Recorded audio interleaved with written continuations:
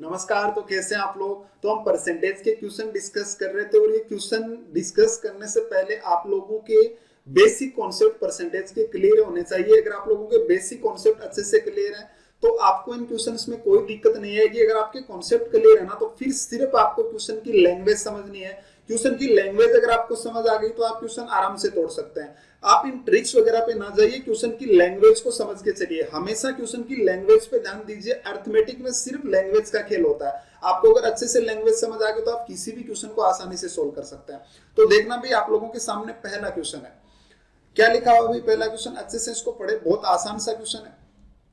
क्या बोल रहा है कि 1 मई 2012 को एक व्यक्ति ने अपने सभी निवेशों को 1,08,000 रुपए में बेच दिया। यानी 1 मई 2012 को इसके पास जितने भी शेयर थे ना उसको इसने इतने रुपए में सेल कर दिया, जिसमें पिछले महीने के संबंध में 10% का नुकसान हुआ। यानी पिछले महीने में जो है ना जितने भी इसने पैसे निवेश किए ना उस पर उसको 10% का लॉस हो गया और उसने कितने में बेच दिया, 1,08,000 रुपए में बेच दिया।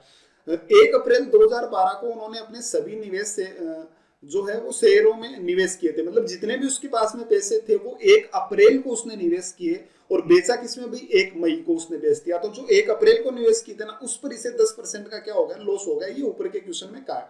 अब आगे चलिए, आगे क्या बोल रहे हैं अभी, जो 1 मार्च 2012 को उसके पास 20% की वृद्धि का प्रतिनिधित्व करते थे। यानी 1 मार्च 2012 को है ना इसे 20% का प्रॉफिट हुआ था जो भी पहले इसने निवेश किए थे। और 1 फरवरी 2012 को उसके पास दिए गए धन पर 20% की कमी का प्रतिनिधित्व कर रहे हैं। यानी 1 फरवरी 2012 को है ना इसको क्या हो गया था भाई, पिछले जो महीने में हुआ था उससे 20% का लॉस हो गया। आगे क्या बोल रहा है कि 1 जनवरी 2012 को उसके पास दिए गए धन पर 25% की वृद्धि हुई है। यानी इसने जब भी सबसे पहले जो पैसे जमा कराए हैं ना, इसमें आपने देखा कि इसमें कितने महीनों का जिक्र हुआ है, जैन, फेब और मार्च और अप्रैल और मई, यहां तक इसने 5 महीनों का इसने जिक्र किया। तो सबसे पहले मैं यहाँ पे ये 5 महीने लिखता हूं भाई। क्या क्या है अभी, एक तो जैन है, एक फरवरी है और एक क्या है अभी, मार्च और अप्रैल, ठीक है, और एक मई है। तो ये यहां पर है। इसने बोला कि जो इसने जनवरी में जो इसने किए थे ना उस पर इसे 25% का प्रॉफिट हुआ। यानी इसने जनवरी में कुछ निवेश इसने डाले इसमें, ठीक है, कोई भी पैसे इसने जनवरी में डाले तो उस पर इसे 25% का, इस जनवरी महीने में इसे 25% का प्रॉफिट हो गया। देख लीजिए इसने साफ साफ लिखा हुआ सबसे लास्ट में कि 1 जनवरी 2012 को उसके पास दिए गए धन पर 25% वृद्धि का प्रतिनिधित्व करते थे। तो यहाँ पे जो है ना, इससे यहाँ पे जो जनवरी में पैसे जमा कराए वो फरवरी तक अगर आया ना तो इसको कितना हो गया भाई, 25% का प्रॉफिट हो गया। यानी 25% ज्यादा हो गए, इंक्रीज हो गए। फिर कह रहा है कि जो फरवरी में जो इंक्रीज हो गए ना तो इसने जितने भी पैसे थे उनको फिर से इसने शेयर मार्केट में लगा दिया। तो इसने फरवरी में क्या हुआ कि इसको 20% का लॉस हो गया। यानी यहाँ पर इसे है ना 20% का क्या हो गया अभी, लॉस हो गया पूरे फरवरी महीने में। फरवरी से मई तक इस एक महीने में 20% का लॉस हो गया। बाद में इसने फिर से जितने भी पैसे बचे उनको वापस से इसने मार्केट में लगा दिया। तो मार्च में इसके पास है ना 20% की वृद्धि हो गई। यानी यहाँ पे इसके पास 20% का क्या हो गया अभी, इंक्रीमेंट हो गया। यानी मार्च से लेकर अप्रैल यानी मार्च महीने में इसके पास 20% का इंक्रीमेंट हो गया। आगे क्या बोल रहा है कि जो अप्रैल में इसने जमा कराया था ना, ये सबसे पहली लाइन यहाँ पे लिखा है, देखो 1 अप्रैल 2012 को उन्होंने सभी पैसे निवेश किए थे और वो जो मई में इसने सभी शेयर बेच दिए ना, सारे के सारे शेयर मई में इसने बेच दिए। तो वो जो बेचे थे ना वो कितने बेचे थे, 1,08,000 में। और यहाँ पे जो बेचा था ना वो 10% के लॉस पे बेचा था इसने, पहले सबसे पहले लिखा हुआ था। यानी यहाँ पे इसे 10% का क्या हो गया, लॉस। तो आप मुझे बताइए कि उसने जो शुरुआत में था यहाँ पर कितना पैसा इसने निवेश किया था। ये आपसे पूछा है। मैं छोटी सी आपको एग्जांपल देता हूं। मैंने आपको चेंज का एक कॉन्सेप्ट बताया था कि चेंज वाले क्वेश्चन और मैंने कहा था कि ये प्रॉफिट लॉस में भी बहुत अच्छे से काम करेगा। आप बस इस कॉन्सेप्ट को अच्छे से समझने की कोशिश करना। इस पर मैंने बेसिक क्लासेस दिए, तभी मैं कहता हूं कि आप पहले बेसिक को अच्छे से क्लियर करो, ठीक है। तो पहले बोल रहा है कि यहाँ पे से 25% प्रॉफिट हुआ। इसका मतलब आपको पता है कितना होता है, 1/4 होता है, ये 1/5 है, ये भी 1/5, ये 1/10 होता है। यानी सबसे पहले इसे 25% प्रॉफिट, यानी कितना होगा, 4 से 5। ये पहले महीने की कहानी थी। बाद में इसे 20% लॉस हो गया, यानी 5 से 1 का लॉस हो गया, कितना हो गया, 4। बाद में से 20% प्रॉफिट हुआ, यानी 5 से कितना हो गया, 6। बाद में से 10% का लॉस हुआ, यानी 10 से कितना हो गया अभी, 9 हो गया। ये आपका अंतिम परिणाम यहाँ पे निकल कर आया, जिसको आप अगर कैंसिल करेंगे तो ये तो कैंसिल हो गया, ये 2 से 3 बार और ये 2 से 5 बार, यानी कितना आ गया भाई, 27 और अपॉन में 25। यानी अगर पहले इसने 25 रुपए निवेश किए थे ना तो ऊपर आज वो कितने हो गए भाई, पहले 25 किए थे तो आज कितने रुपए हो गए, आज 27 हो गए। लेकिन कह रहा है कि इसने जो मई में बेचा है ना, जो लास्ट में बेचा है वो कितने में बेचा है भाई, वो 20 में 7 में नहीं, कितने में बेचा है, 1,08,000 रुपए में। तो 1 की वैल्यू कितनी आ जाएगी भाई, ये कितना होता है देखो देखें, ये कितनी बार जाता है भाई, यहाँ से 4 बार, तो एक की वैल्यू 4,000 हो गई। तो इसने शुरुआत में कितने किए थे 25, तो किससे मल्टीप्लाई कर दो 4,000 से, तो कितना आ गया भाई 1,00,000 रुपए इसकी क्या आ गई वैल्यू आप लोगों के सामने आ गई। यानी शुरुआत में इसने 1,00,000 रुपए इन्वेस्ट किए थे, जिसमें इतना हुआ, कभी ऊपर गया कभी नीचे गया, तो होते होते कहाँ पे निकला भाई, लास्ट में इसने 1,08,000 रुपए में बेच दिया। ठीक है, और शेयर मार्केट पे और भी क्वेश्चन पूछे जा सकते हैं। जिनको सही से शेयर मार्केट में पैसे नहीं लगाने आते उनके साथ में यही होता है भाई, वो जितने पैसे लगाते हैं कभी उनको प्रॉफिट होता है कभी लॉस होता है, ऐसे होते होते, और जब लास्ट में मान लीजिए 12-6 महीने बाद में निकालते हैं ना, तो वो लगभग उतना ही हो जाता है। मान लो उन्होंने 1,00,000 रुपए इन्वेस्ट किया ना, तो वो इधर उधर होके और वहीं पे आगे वापस रुक जाते हैं, मतलब उसी 1,00,000 के कभी तो लॉस में चले जाते हैं, कभी उसमें ज्यादा हो जाते हैं। ठीक है, लेकिन रहते वहीं पे ही हैं जिनको अगर नॉलेज नहीं होता इस बारे में। ठीक है, जिनको नॉलेज होता है वो अच्छा खासा पैसा कमा लेते हैं, लेकिन नहीं होता वो बस इसी तरह से, देखो उन्होंने 1,00,000 इन्वेस्ट किया था और 4-5 महीने की इतनी प्रोसेस के बाद में उन्होंने कितने में बेच दिया भाई, 1,08,000 रुपए में, यानी 8,000 का इनको प्रॉफिट हो गया। ठीक है, तो ये होता है भी शेयर मार्केट में। इस पे और भी अच्छे अच्छे क्वेश्चंस बन सकते हैं, मैं आगे आपको बताऊंगा क्वेश्चन बना के। ठीक है, आगे जब भी आगे कोई अगर परसेंटेज की फिर से मैंने क्लास ली तो उसमें मैं क्वेश्चन डिस्कस करूंगा। मैं हर क्लास में अलग अलग क्वेश्चन डिस्कस करता रहता हूं, जैसे भी मेरे क्वेश्चन में कोई दिमाग में कोई क्वेश्चन बनता है वो मैं आप लोगों को जरूर आपके साथ में शेयर करता हूं। ठीक है, चलिए भाई अगले क्वेश्चन पे आना। ये बड़ा ही लॉलीपॉप सा क्वेश्चन आप लोगों के सामने है भाई, थोड़ा सा पढ़ो, लैंग्वेज ज्यादा है पढ़ने में। क्या कह रहा है कि सीकर और जयपुर भारत के एकमात्र शहर हैं जिनमें सिर्फ एडल्ट लोग रहते हैं, मतलब उनमें बच्चे नहीं है। वहां पे सीकर में महिलाओं की आबादी 50% से बढ़कर 60,000 हो गई। ठीक है, मतलब सीकर में महिलाएं हैं वो 50% इंक्रीज हो गई, तो 60,000 हो गई, यानी पहले 40,000 रही होगी, तभी तो 50% 40,000 का आधा बढ़ गई, यानी 20,000 बढ़ गई, तो कितनी हो गई 60,000 हो गई। लेकिन पिछले साल की तरह ही पुरुष से महिला का अनुपात को बनाए रखा, यानी जितने पिछले साल पुरुष और महिला का रेशियो था ना, अब भी वही है।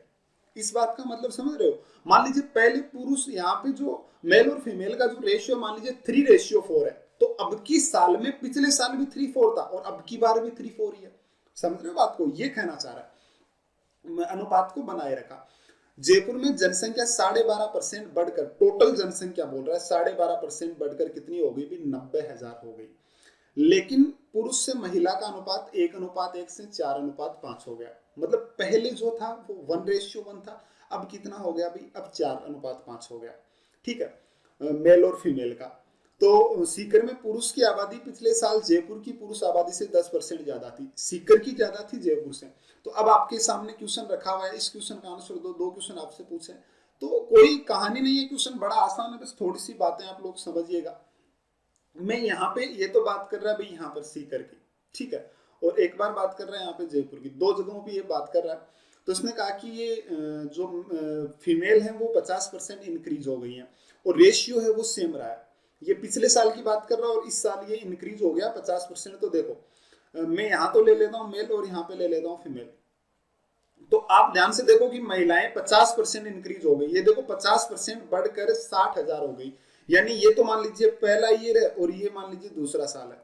ठीक है, 2 साल की बात कर रहा है, तो यहाँ पे मेल और फीमेल है। तो यहाँ दूसरे साल में कितनी है भाई, 60,000 महिलाएं इसके पास में है। तो मुझे बताओ ये 50% इंक्रीज हुए तो पिछले साल कितनी रही होगी भाई, 40,000। सही बोलने लग रहा हूँ, पिछले साल 40,000 रही होंगी। चलिए अब आगे आते हैं इस क्वेश्चन में। अरे 50% बढ़ने का मतलब क्या होता है, 50% का मतलब क्या होता है, 1/2, तो हो क्या जाएगा भाई 1/2, देखो ये होता है 50% 1/2, यानी महिलाएं क्या हो गई भाई 2 से बढ़कर 1 3 हो गई, तो 3 के बराबर 60,000 दिया तो ये कितनी हो जाएगी 40,000। ठीक है, कैसे भी समझ लीजिए, बस आपको बात समझ आनी चाहिए। चलिए अब जयपुर की कहानी क्या है भाई, जयपुर की कहानी है कि यहाँ पे जो ये फर्स्ट ईयर था, यहाँ पर जो रेशियो है वो 1:1 है। ठीक है, और अब जो रेशियो है वो 4:5 इन्होंने लिखा हुआ है, 4:5। चलिए इस बार, और इस बार इसमें 12.5% इंक्रीज हुआ है। 12.5% का मतलब आपको पता होना चाहिए 1/8 होता है, यानी पहले 8 थी तो अब की बार 1 इंक्रीज होकर कितना हो गया भाई 9 हो गया। 9 के बराबर 90,000 है, तो पिछले साल कितनी थी भाई 80,000। टोटल आबादी की बात कर रहा है, कुल जनसंख्या जयपुर की 12.5% बढ़ी है, यानी 12.5 का मतलब होता है 1/8, यानी पहले 8 थी तो 9 हो गई, 9 के इक्वल टू 90,000 है, यानी आज 90,000 है, पहले 80,000 थी। तो 80,000 थी, तो पिछले साल जो था ना यहाँ पे इनका रेशियो बराबर था, यानी पहले अगर मेल इतने हैं तो फीमेल भी कितने हैं भाई, 80,000 ही है। ठीक है, दोनों बराबर है, मेल फीमेल 80,000 80,000 है। अब कितने हो गए भाई, 90,000। ठीक है, तो 90,000 को 4:5 में बांट दो तो 40,000 तो मेल हो जाएंगे और 50,000 क्या हो गए भी, फीमेल्स हो गई। चलिए, ये क्वेश्चन में लिखा हुआ जितनी इंफॉर्मेशन दी है वो मैंने आपके सामने रख दी, कोई क्वेश्चन मुश्किल नहीं, बड़ा आसान है। अब चलिए सबसे लास्ट लाइन पढ़ते हैं कि सीकर में पुरुष की आबादी पिछले साल जयपुर में पुरुष की आबादी से 10% ज्यादा है। पिछले साल, अब पिछले साल मुझे बताओ मेल कितने हैं यहाँ पर, एक सेकंड भाई, थोड़ी सी गलती हो गई, इसको ध्यान में रखना भाई, यहाँ पे 80,000 नहीं, 80,000 तो टोटल आबादी है। इस पॉइंट को थोड़ा सा ध्यान में रखें कि 80,000 तो टोटल आबादी है, यानी 40,000 40,000 है। ठीक है, ये देखो थोड़ा सा ध्यान रखना भाई, 40, अरे 80,000 थी ना टोटल पिछले साल, अब 12.5% बढ़ी है, यानी 8 से 9 हो गई, 9 के बराबर 90,000, तो ये 80,000, तो 80,000 यानी पिछले बार 1:1 था, मतलब आधे तो यहाँ पे मेल थे और आधे फीमेल थे, मतलब 40,000 मेल है 40,000 फीमेल है। मैंने 80 कर दिया, वो गलती से लिख दिया था। चलिए, अब देखो पिछले साल यहाँ पे लिखा हुआ कि सीकर में पुरुष आबादी पिछले साल मतलब लास्ट ईयर बोल रहा है, लास्ट ईयर जयपुर की कुल आबादी से 10% ज्यादा थी।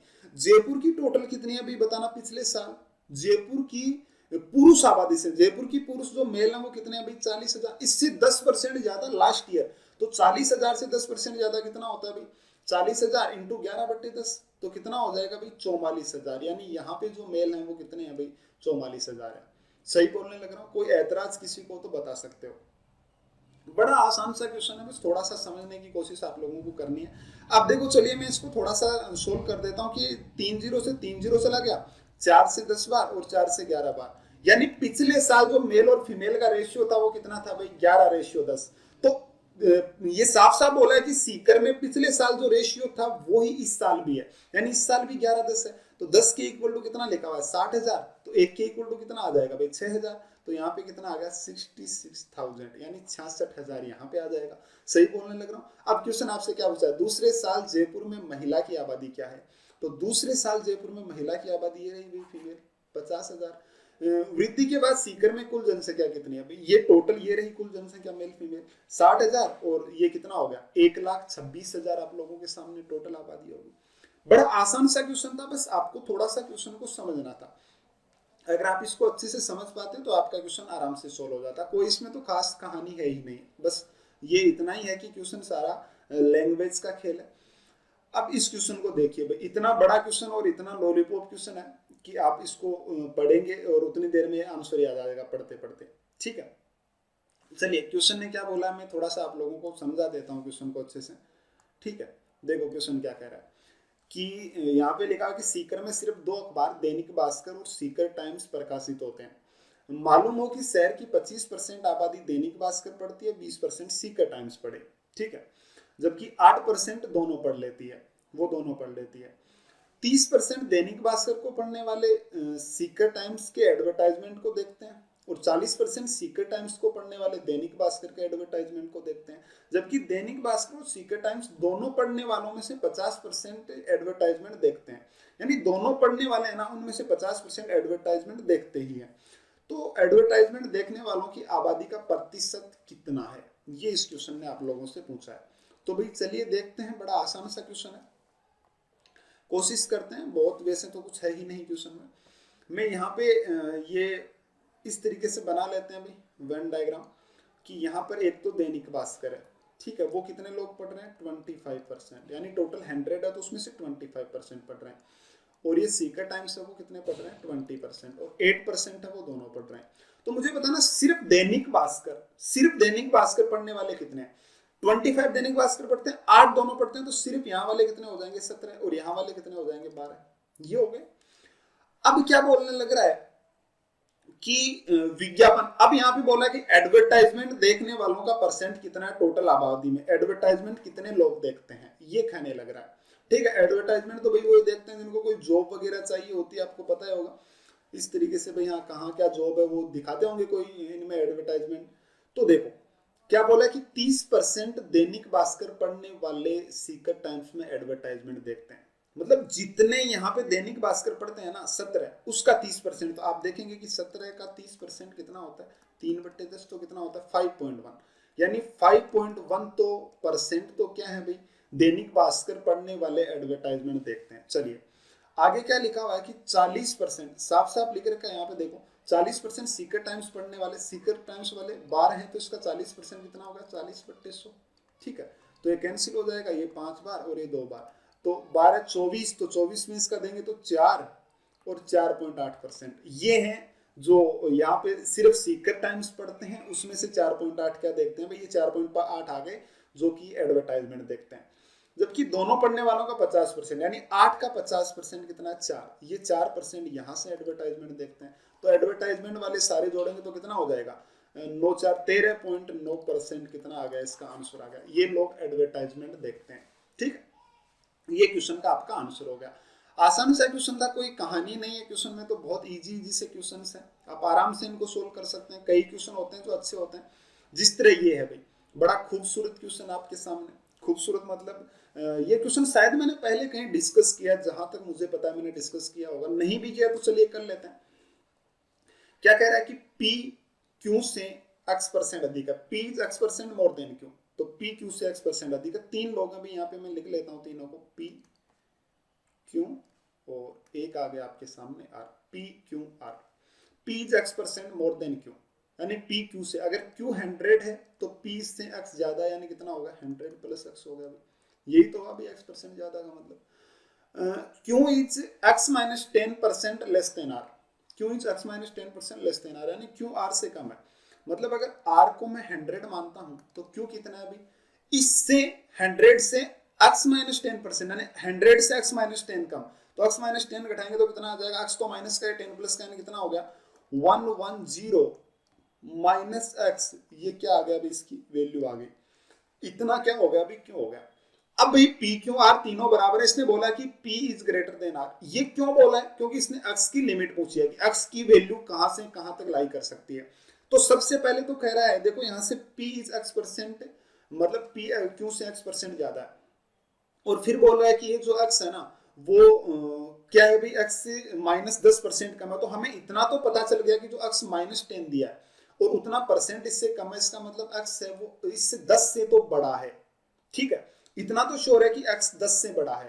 तो इसने बोला है कि इस x की लिमिट बताओ, तो इसमें सब में देखो आपने सबसे पहले शुरुआत में 10 लिखा हुआ है सभी में, तो ऑप्शन से पहले वाले से तो नहीं देख पाए, ठीक है। तो सबके शुरुआत में 10 लिखा हुआ है, यानी कि 10 से तो x बड़ा हो गया। पहली कहानी हो गई कि यहाँ पे सबसे पहले मैं लिख देता हूँ कि x इज ग्रेटर देन 10, यानी x 10 से तो बड़ा आएगा, जाहिर सी बात है।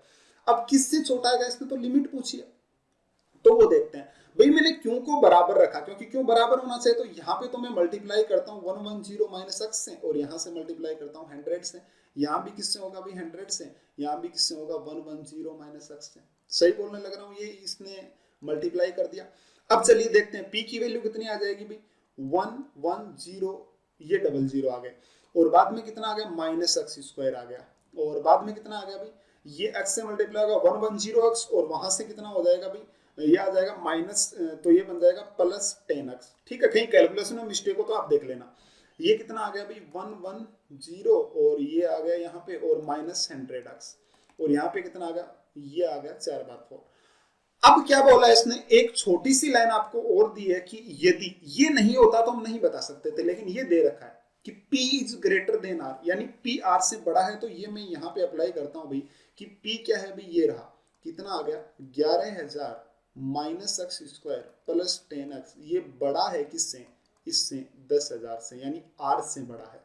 ये इसमें क्वेश्चन में साफ साफ लिखा हुआ है, देखो ये रहा। तो जैसे ही बड़ा है, तो अगर मैं इसको x को प्लस का बनाना चाहता हूं तो साइन चेंज हो जाएंगे, तो यहाँ पे क्या बन गया x² और -10x, और ये अगर इधर आ जाएगा 10,000 तो कितना बन गया -1,000, और ये साइन यहाँ से क्या हो जाएगा, अभी तो बड़ा था अब क्या हो जाएगा, छोटा हो जाएगा, ठीक है, ये इससे छोटा हो जाएगा। तो अब चलिए भाई, अब करते हैं यहाँ से इसकी वैल्यू, इसको सोल्व करने की कोशिश करते हैं। अब तो आपको जो श्रीधराचार्य फॉर्मूला होता है वो मैं अप्लाई करता हूँ, -b यानी प्लस, प्लस माइनस √b² यानी 10 का स्क्वायर 100, और -4ac माइनस है 4a प्लस हो जाएगा प्लस 4ac यानी 4000 डिवाइड बाई 2, तो ये जो बनकर आई ये 0 से छोटा है तो कितना आ गया 10, हमें पता है कि माइनस की वैल्यू नहीं हो सकती क्योंकि x की वैल्यू निगेटिव नहीं आएगी। अब क्या बोलने लग रहा है, ये कितना हो गया अभी, ये हो गया 4100 4100 और डिवाइड बाय क्या आ गया 2। तो अब हमें ये देखना है कि ये जो है ना ये किसके स्क्वायर के नजदीक है, ये जो है 4100 किसकी स्क्वायर के नजदीक है। तो सबसे पहले तो मैं 60 की बात करता हूं, ठीक है। 60 का कितना होता है 3600, तो उसके नजदीक है, कहीं ना कहीं 3600 के नजदीक है। तो आप इसकी कोई भी एक बार मतलब हमें तो इसके ऑप्शन के अकॉर्डिंग चाहिए। देखो आगे वाला जो ऑप्शन है लिमिट, उसमें शायद दूर दूर तक दे रखे हैं 25 28 37 और 43, ठीक है। तो काफी दूर दूर तक वैल्यू है, तो हमें तो बस ऐसे ही आप इसको अज्यूम करके देखिए कि 36 आप 37 38 ले लो, ठीक है, कुछ भी वैल्यू आप ले लीजिए, ऐसे 38 मैंने ले लिया। तो कितना हो गया अभी, ये बन गया 48, ठीक है। ये 10 इसमें ऐड हो जाएगा तो कितना बन जाएगा भाई, सॉरी 60 से मैं ये गलत कर रहा हूं यहाँ पे, 60 था ना, 60 का स्क्वायर होता है 3600, 60 का स्क्वायर होता है 36 सेंटर 60, यानी आप इसको लगभग 62 ले लीजिए। तो 62 जैसे ही लेंगे तो कितना हो जाएगा भाई 72, 72, तो 72 का हाफ कितना हो जाएगा 36 छोटा। तो आपको पता है कि x जो है यहां से जो वैल्यू रखी हुई है, ये जो वैल्यू है इसको आप बराबर जीरो मान के करना भाई। जब भी ये क्वेश्चन सोल्व करते हो तो इसको बराबर जीरो मान के कर लेना, ये नहीं है बराबर जीरो मान के इसको कर लेना, ये वैल्यू नहीं आएगी, यहां से इसको इक्वल जीरो मान के आप सोल्व कर लेना। तो अब जब आप इसमें वैल्यू रखेंगे ना तो x की जो वैल्यू आएगी वो कितने आ गई भी 36, ठीक है, 36 x की वैल्यू आ गई। तो ये क्या कहना चाह रहा है यहां पर क्वेश्चन कि जो x है ना वो 10 से बड़ा होगा और क्या होगा 36, यानी 36 के लगभग ऑप्शन कौन सा है 37, यानी कौन सा ऑप्शन सही हो गया भाई, ये वाला सी नंबर ऑप्शन आपका सही हो गया कि x की जो लिमिट है वो कहां से कहां तक होगी भाई 10% से लेकर 37% तक होगी, ठीक है। बड़ा आसान सा क्वेश्चन था, आप क्वेश्चन को थोड़ा सा समझे। पहले तो ये सोल्व करें जो कि इसमें दिया हुआ था यहाँ से, तो यहाँ से मैंने ये द्विघात समीकरण जो है श्रीधराचार्य फॉर्मूला यहाँ पे लगाया, तो ये जो x की वैल्यू मेरे पास में निकल कर आई, दो वैल्यू आ गई, एक तो 10 प्लस माइनस आई, तो माइनस नहीं आएगी क्योंकि x की वैल्यू निगेटिव नहीं हो सकती, तो मैंने सिर्फ पॉजिटिव वैल्यू ली, और वो कितनी आई भी लगभग मेरे 36 आई। तो मैं कहूंगा कि x का जो यहाँ से बनेगा वैल्यू वो कितना आ गया 36, आप लोगों के सामने वैल्यू निकल कर आई। तो यहाँ पे 36 यानी इसमें ऑप्शन दे रखा था 37, तो मैंने क्या कहा कि x की जो वैल्यू लाई करेगी वो कहां से कहां तक होगी भाई 10% से लेकर कहां तक भाई 37% तक। ये इस क्वेश्चन का आंसर था। बड़ा अच्छा क्वेश्चन है, थोड़ा सा समझिए, आप आराम से क्वेश्चन को सोल्व कर सकते हैं। अब एक ये क्वेश्चन देखना जरा, ये भी बड़ा लॉलीपॉप सा क्वेश्चन है, कोई खास कहानी नहीं है इसमें। क्या लिखा हुआ देखो कि एस सेगमेंट कार बाजार में केवल 3 प्रतिस्पर्धी होंडा, टोयोटा और हुंडई मौजूद है। पिछले साल होंडा की तुलना में फर्म टोयोटा की बिक्री 10% अधिक थी, यानी लास्ट ईयर था उसमें जो होंडा है वो टोयोटा से 10% अधिक बिक्री कर रही है। एक साल में दोनों फर्मों में होंडा टोयोटा में अपने संबंधित बिक्री से 20% की वृद्धि कर ली, यानी ये दोनों 20% ज्यादा बिक्री हो गई इस साल। अब देखो आगे, इस साल टोयोटा की बिक्री इस साल टोयोटा की बिक्री हुंडई का 5 गुना है, यानी हुंडई का 5 गुना है टोयोटा की बिक्री। पिछले साल हुंडई की बिक्री कितनी थी, मतलब कितनी परसेंट थी, टोटल का कितना परसेंट थी, अगर कुल बिक्री 2 साल की अवधि में स्थिर रहे, यानी टोटल में कोई चेंज नहीं आया है, वो उतनी की उतनी रही है। तो मैं लिख लेता हूं भाई, यहाँ पे होंडा हो गया और यहाँ पे टोयोटा हो गया और ये क्या हो गया भाई हुंडई हो गया, ये आपकी तीनों है। तो कह रहा है कि पिछले साल में दो, इसको ईयर दे देता हूं 1 और 2, ये 2 ईयर की कहानी है। तो पिछले साल जो है ना ये होंडा है वो टोयोटा से 10% ज्यादा है, 10% का मतलब 1/10, यानी टोयोटा अगर 100 है, मान लीजिए ये 100 है, तो ये होंडा कितनी हो जाएगी 110, यानी 10% ज्यादा होगी। दोनों ने 20% इंक्रीज कर लिया इस साल, यानी इसका 20% इंक्रीज का मतलब कितना होता है भाई, इसको कितना कर दो 5 से 6 हो गया, यानी 100 को कितना कर दो भाई 6/5, तो आप कितना करेंगे यहाँ से कितना होगा 20% इंक्रीज, यानी 120 हो गया। सही बोल रहा हूँ। इसको भी कितना कर दो भाई 6/5, तो ये कितना हो जाएगा भाई, आप 6/5 करोगे तो 22 5 कितना हो गया 132, यहाँ पे कितना आ गया 132। सही बोलने लग रहा हूँ। अब क्या बोल रहा है कि इस साल, ये सेकेंड ईयर मतलब इस साल की बात कर रहा है, टोयोटा की बिक्री हुंडई से के 5 गुना है। मतलब जो टोयोटा है ना वो हुंडई का 5 गुना, यानी हुंडई कितनी है भाई बताओ, ये 5 गुना, मतलब अगर टोयोटा 5 है ना तो हुंडई 1 ही है, तो 1 के इक्वल टू कितना आएगा 5 इक्वल टू इतना दे रखा तो कितने आएगी भाई 24 आएगी। अब आगे की लाइन कही है कि पिछले साल फर्म हुंडई की बिक्री कितनी थी, अगर कुल बिक्री दोनों साल में बराबर रहे यानी टोटल बराबर रहे, तो मुझे बताओ इस साल टोटल कितनी है। तो आप इस साल टोटल देखेंगे तो 100 और 200 और कितना होगा 250 और 70 और 276 टोटल हो गई। अगर कहीं कैलकुलेशन में मिस्टेक हुई है तो देख लो, मतलब पिछले साल भी 276 थी, लेकिन उसमें से 210 तो यहाँ पर आ गई, तो 210 यहाँ पर आ गई, तो बताओ हुंडई कितनी थी, तो आप कहेंगे 66। ठीक है, और कैलकुलेशन में मिस्टेक है तो खुद से देखना, तो हुंडई का जो परसेंटेज था वो कितना है भाई, वो है 66, किस में से 276 में से, परसेंट में चाहिए तो इंटू 100 लगा तो आपका क्या आ जाएगा, आंसर आ जाएगा। बड़ा इजी सा क्वेश्चन था, एकदम लॉलीपॉप क्वेश्चन था। क्वेश्चंस की लैंग्वेज पकड़िए उसको, कभी भी ये आप ट्रिक्स वगैरह पे मैं बार बार बोलता हूँ ध्यान ना दें, क्वेश्चंस की लैंग्वेज समझने की कोशिश करें आप लोग, ठीक है, सबसे बड़ा आपके लिए बेनिफिट वो रहेगा। अब इस क्वेश्चन पे आ जाओ जरा, क्या है, बड़ा ही आसान क्वेश्चन है भाई। देखते हैं क्वेश्चन क्या है कि कक्षा 10 में सेक्शन 1, सेक्शन 2 और ऐसे सेक्शन 5 नाम के 5 सेक्शन है। यदि एस एन में लड़कियों के लिए लड़कों का अनुपात 1:2n है, यानी यहाँ पे लड़के अगर 1 है तो लड़कियां 2n हो गई, ठीक है, बॉयज और गर्ल्स का रेशियो ये दिया हुआ है। S4 में अनुपात 1:8, मतलब 1:2n का मतलब है कि n की वैल्यू यहाँ पे जितनी भी रहती है एस एन यानी कौन सा वर्ग है, तो वो ये कह रहा है 1:8 हो जाता है। यदि वर्ग में छात्रों की संख्या बराबर है, सभी में इक्वल है, स्टूडेंट सभी में इक्वल है, तो इस कक्षा में जो टोटल है, मान लीजिए कक्षा 10 है, इसमें टोटल लड़के हैं वो कितने परसेंट है, लड़कों का परसेंट कितना है। तो भाई ये जो क्वेश्चन है ना, इस तरीके का क्वेश्चन मैंने पहले करवा रखा है, ठीक है, अच्छे से मैंने बताया, शायद लास्ट क्लास या उससे लास्ट क्लास में, तो फिर से बता देता हूँ। आप यहाँ पे जो सेक्शन है ना, ये 5 ना करो, 4 कर लो, 5 से भी हालांकि आप सोल्व कर सकते हो, कोई बड़ी बात नहीं है, क्वेश्चन सोल्व करना कोई बड़ी कहानी नहीं होती है। मैं यहाँ पे 4 कर देता हूँ, थोड़ा सा मेरे मतलब कैलकुलेशन में थोड़ा इजी पड़ेगा तो मैं 4 कर देता हूँ। तो देखो S1, ठीक है, S2, S3 और S4, ये 4 ही मैं सेक्शन कर देता हूँ। ये हो गया बॉयज और ये हो गया गर्ल्स। इसका मतलब क्या क्वेश्चन का समझना कि पहले सेक्शन में S1 यानी बॉयज अगर 1 है तो SN लड़कियां होगी 2n, देखो यहाँ पे लिखा हुआ ना, अगर ये 1 है तो ये 2n होंगे, n की वैल्यू 1 है तो गर्ल्स कितनी होगी भाई 2n यानी 1 यानी इतनी हो गई। दूसरे में लड़के 1, लड़कियां कितनी 2n, 2n का मतलब कितना होगा 2 इंटू 2 यानी लड़कियां 4 हो गई। तीसरे में ये 1 तो ये कितना होगा 3 इंटू 2 6, ये कितना होगा 1, ये कितना होगा 8, और ये तो दिया हुआ भी है कि S4 में 1:8 है।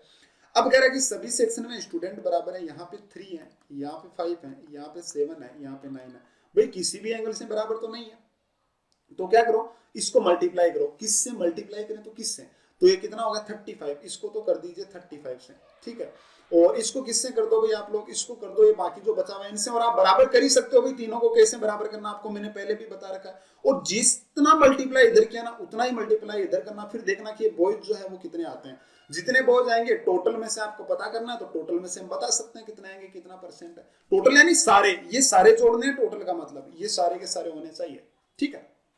ये क्वेश्चन था, आप आराम से इस क्वेश्चन को सोल्व कर पाएंगे, कोशिश करेंगे तो आराम से कर देंगे। उम्मीद करता हूं समझ आया होगा क्वेश्चन, बड़ा अच्छा क्वेश्चन है, ऐसे मैंने पहले भी क्वेश्चंस करवाए हैं काफी।